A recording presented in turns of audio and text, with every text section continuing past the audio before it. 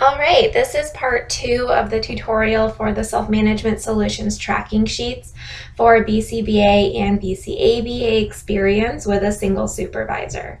In this video, I'm going to go over how to fill out the additional years of experience and also how to use these tracking sheets if you previously have been tracking hours elsewhere. Again, I'm going to do this by looking at the independent fieldwork tracking sheet. For this part of the video, the independent fieldwork practicum and intensive practicum are all used the same way, so I'm only going to go over the independent fieldwork tracking sheet. So at this point, I have already entered all of my experience and supervision hours for year 1, and my totals have been calculated over here at the right in the yellow cells.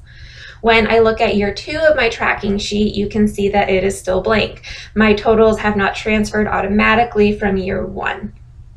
All you need to do here is transfer your total experience from year 1 into the cell above experience column, and then transfer your total supervision from year 1 above the supervision column.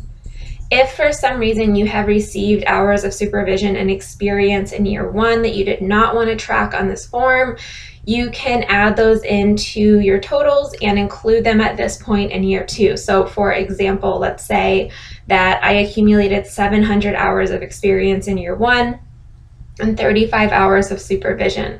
But then let's also say that I accumulated 50 hours of experience and 2.5 hours of supervision from a different supervisor that I did not want to track on this form. I can add those in at this point now. So all I would need to do is at the top of the experience column, instead of writing 700 hours, I'll write 750. And then at the top of the supervision column, instead of writing 35 hours, I'll write 37.5.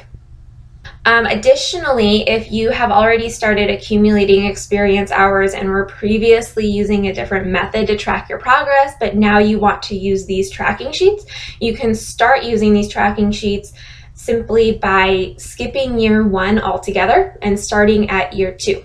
All you need to do is enter your current hours at the top of the experience and supervision columns, and that's it. You're ready to start using these sheets.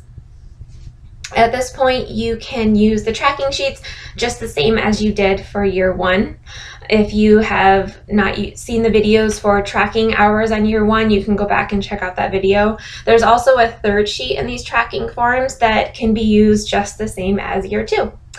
And that is it. If you have any questions on these tracking sheets, you can fill out the contact form on selfmanagementsolutions.org.